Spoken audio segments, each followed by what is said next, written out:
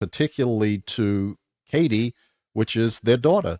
I mean, she has custody of Suri, and Tom is apparently not part of their life whatsoever, and she is probably very happy to keep it that way. Right, and that's because Katie now is considered a suppressive person, an enemy to Scientology, because she left Tom, the messiah of Scientology.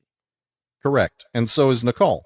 Nicole Right. is considered a suppressive person too, and in fact, there's a lot of stories that Marty Rathbun told about how he was tasked with the job of getting Connor and Bella to understand that their mother was a suppressive person and that they shouldn't have anything to do with her. And that indoctrination, brainwashing seems to have succeeded pretty well.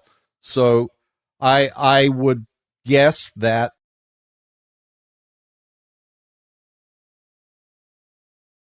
even today, they don't like fully understand it, and I try to help them understand it a little bit because I still struggle with it every day. But yeah, I'm very thankful for them to have gone through that. And like anybody out there that's struggling with it or knows somebody struggling with it, it is worth it to like learn research more. about it. Like because there's such a huge stigmatism around eating disorders in general that it's just image. And it is so not. Like that's the biggest misconception, you think? I'd say, in understanding it at least. And for other people, like it's different for everybody. Of course. Maybe some people it is. What other avenues besides image that exist? So I'll just speak on my behalf because everybody's so different. But for me, and this is through going through a lot of like outpatient and therapy and all this stuff and understanding why I'm doing it. It was it coincided with my depression. I had like mild OCD, and it was all about control.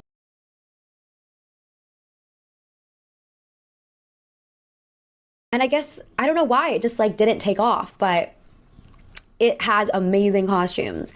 And it's a little kitschy, like it's not very serious, which is the point. And there's like a fantastic musical number at the end. Look how the neon starts to flicker. Love's like a shot, but works much quicker. It's a good time with good costuming. And if you don't like either of those things, then I don't know what to tell you, but you should watch it. Anyways, there was just something so glamorous and so aspirational about working at a fashion magazine. I also thought it was a very lucrative career choice because literally everyone who was working at fashion magazines in these movies was living the high life. They had a wardrobe of couture. They lived in beautiful Manhattan apartments. They had everything. And whether or not working at a magazine was ever as glamorous as 13 Going on 30 propagandizes it to be, that's up to the discretion of people who actually work.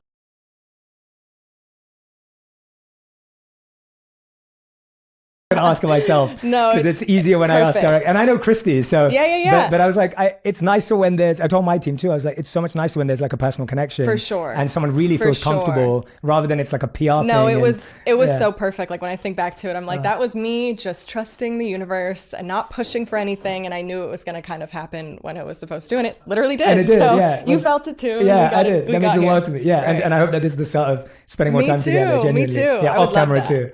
I would love that because, like, I think also, I don't know, like I admire people like you. I admire like, the Michael Polans and Michael Singers and Wim Hofs of the world. And I feel like you fit in that category for me of just people that are, because, I know a little bit about your story. I'd like to actually know more, which would be really cool to actually, I know we're obviously not here for that exactly. But for me, just personally, like I'd love to know more of your story. I know that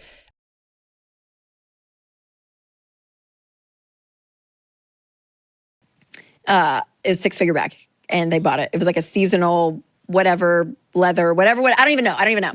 And afterwards I was like, oh my gosh, number one, you have to have god awful amounts of money just to like spend on that. Was that a flip? Do they even ask the price with those? I don't know. And then number two made me think like, in order for you to like genuinely want that bag, you number one have to know what that bag even is. And I'm sure that level of people. I personally didn't know that $100,000 bags existed. Apparently, but apparently they know some level of it, which means the people around them or the information they get, what the conversations are probably around that level of living. Does that make sense? Yeah. So then 100%. naturally it's going to shape the way you think about life and all of it. So that's a good word. I hope my wife never finds out that $100,000 bag exists.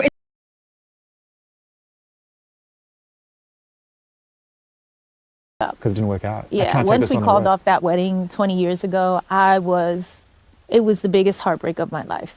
And I honestly felt like I was gonna die. And it sent me on a spiral for the next 18 years where I just was you know, couldn't get it right. Couldn't get it right.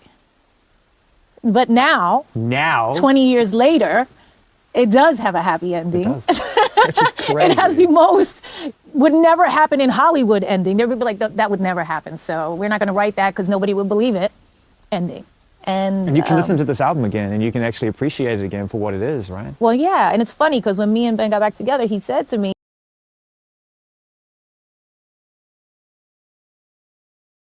doctors and scientists and generally people who are very careful and pay a lot of attention to detail. So they conducted a study and they confirmed that yes, the majority of the population associates white lab coats with traits like carefulness and attention. This finding led them to wonder, would wearing a lab coat make a person take on those traits for themselves? So, would it lead to increased attentional abilities? To test this idea, they got a bunch of undergraduate students and they divided them up into 3 groups. Group 1 was given a white lab coat to wear and they were told that it's a painter's coat. Group 2 was given the exact same white lab coat.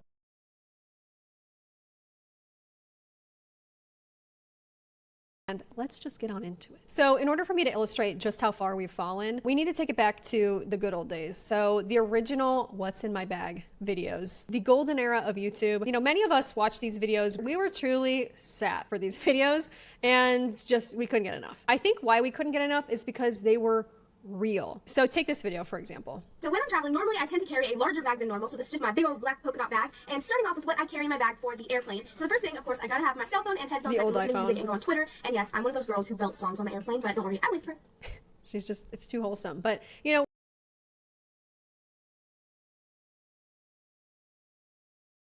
for all, I invite a friend to talk about things that matter to us.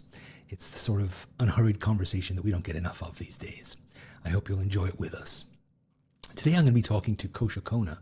Kosha co-founded Sketchbook School with me back in 2013, and we worked together every day for almost 7 years.